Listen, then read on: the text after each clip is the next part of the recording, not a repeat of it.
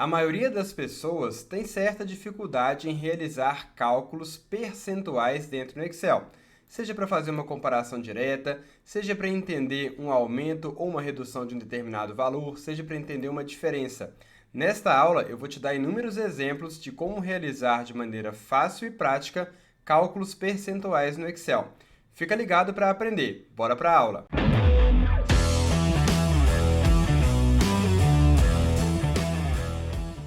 Nessa aula, a gente vai fazer alguns cálculos aqui que envolvam comparações entre duas informações, sobretudo quando a gente quer fazer essas comparações em termos percentuais, que é algo que acaba gerando dúvidas aí na maioria das pessoas. Então, olha só, vamos entender aqui a nossa situação. Eu tenho aqui algumas lojas, loja A, loja B até a loja F. Essa loja A teve um desempenho que está nessa coluna realizado. E eu tinha um desempenho que era previsto para a loja A. Você vai perceber que algumas ultrapassaram o desempenho previsto, outras ficaram abaixo do desempenho previsto. E aí a gente vai fazer algumas comparações aqui para entender como fazer análises de forma inteligente. Por exemplo, a primeira comparação que eu quero fazer é verificar a diferença entre o realizado e o previsto.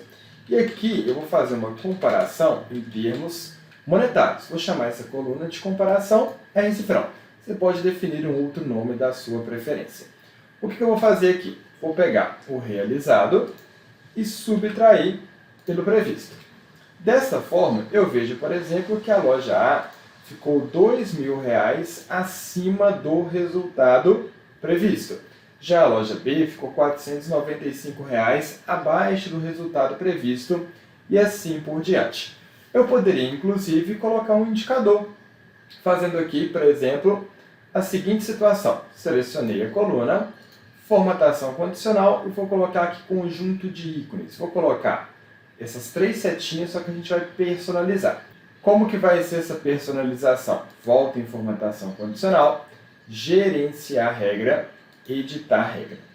Beleza, o que eu quero fazer aqui vai ser o seguinte. Se ficou acima do previsto, vai ficar verdinho. Se ficou igualzinho ao previsto, vai ficar amarelinho. Se ficou abaixo do previsto, vai ficar vermelhinho. Então, eu vou trocar aqui de percentual para número.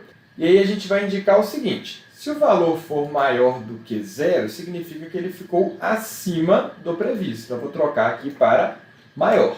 Se for maior do que zero, ficou acima do previsto. Então, ele vai ficar verdinho.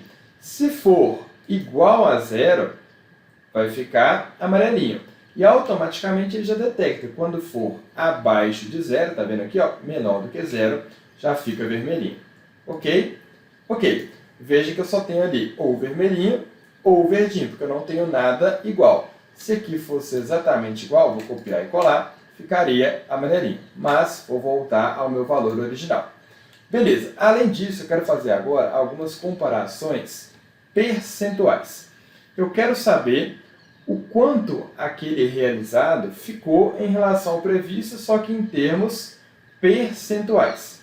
Então, vamos colocar aqui, ó, comparação percentual. Eu vou fazer da seguinte forma. Vou pegar o valor realizado e dividir pelo valor previsto. Ele me deu um valor ali, 1,04. Isso significa o quê? Muitas vezes a gente pega a situação aqui em números decimais e acaba tendo dificuldade de interpretar. Mas significa que ela foi melhor do que o previsto em 0,4, pois ela teve aqui 1,04 de desempenho em relação ao previsto. Para facilitar, faz o seguinte, vamos arrastar a função e definir em termos percentuais, colocando duas casas decimais para ficar mais interessante. Olha só como que já fica mais fácil de compreender. Essa comparação da loja A está me dizendo que o realizado foi 104% do previsto.